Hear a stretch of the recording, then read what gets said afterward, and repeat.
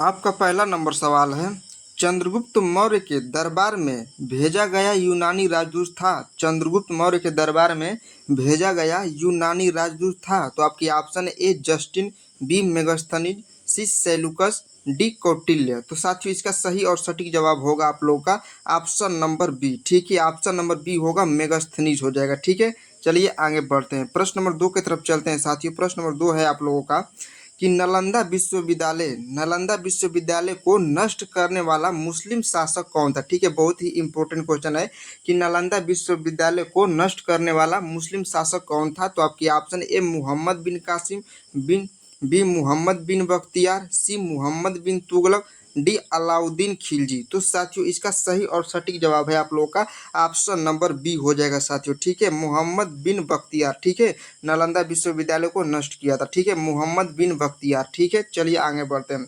प्रश्न नंबर 3 है साथियों आप लोगों का कि अर्थशास्त्र की रचना किसने की थी। ठीक है, अर्थशास्त्र की रचना किसने की थी। तो आपके option A Pushyamitra, B Bimbisara, C Kautilya, D Ghanananda. तो साथियों इसका सही और सटीक जवाब है आप लोगों का ऑप्शन नंबर जो है ऑप्शन नंबर सी हो जाएगा। ठीक है, कौटिल्य हो जाएगा। ठीक है, अर्थशास्त्र की रचना जो है कौटिल्य ने की थी। ठीक है, चलिए आगे बढ़ते हैं। प्रश्न नंबर 4 है साथियों आप लोगों का कि टीपू सुल्तान के पिता का नाम क्या था। ठीक है, टीपू सुल्तान के जो है पिता का नाम क्या था। तो आपकी option A Krishnaraj, B Haider Sheikh, C Ali Murad, D Haider Ali. तो साथियों इसका सही जवाब है आप लोग का ऑप्शन नंबर डी। ठीक है, हैदर अली नाम था। ठीक है, क्या नाम था उनके पिताजी का नाम जो है हैदर अली नाम था। ठीक है, चलिए आगे बढ़ते हैं। प्रश्न नंबर 5 की तरफ चलते हैं। प्रश्न नंबर 5 है साथियों आप लोगों का कि दिन ए इलाही की स्थापना किसने की थी। ठीक है, दिन ए इलाही की स्थापना जो है किसने की थी। तो आपके option A Akbar, B Aurangzeb,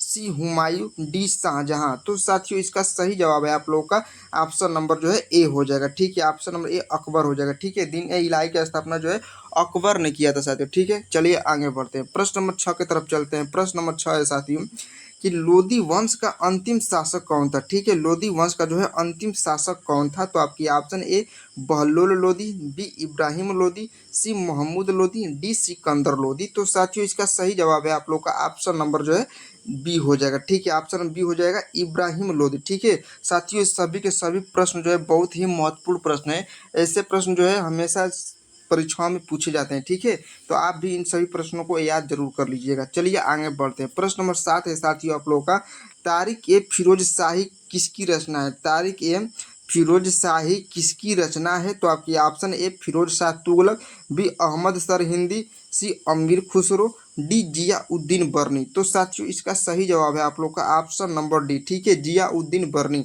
Tariq ए फिरोज शाही किसकी रचना है। तो याद रखना जियाउद्दीन बर्नी की। ठीक है, क्लियर है। चलिए आगे बढ़ते हैं। प्रश्न नंबर 8 को देखते हैं।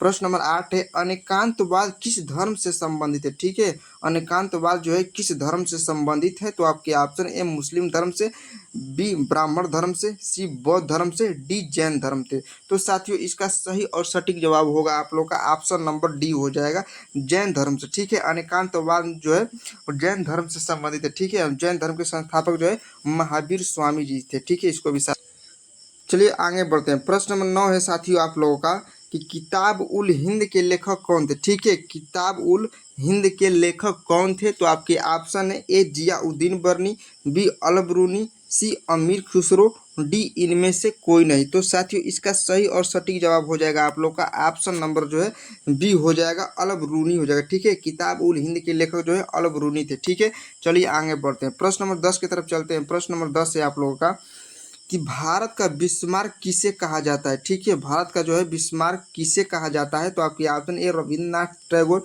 B Mahatma Gandhi, C Sardar Vallabh Bhai Patel, D Pandit Nehru. साथियों इस प्रश्न का सही और सटीक जवाब जो है आप लोग को कमेंट करके बताना है। यदि आप भी किसी भी पेपर परीक्षाओं की तैयारी करते हैं तो इन सभी प्रश्नों को आप लोग जरूर याद कर लीजिएगा, क्योंकि ये सभी के सभी प्रश्न जो है कहीं ना कहीं परीक्षाओं में देखने को मिलता है। तो आप लोग इन प्रश्नों को जरूर याद कर लीजिएगा। ठीक है साथियों, तब तक के लिए जय हिंद, जय भारत, वंदे मातरम। मिलते हैं किसी और वीडियो के साथ।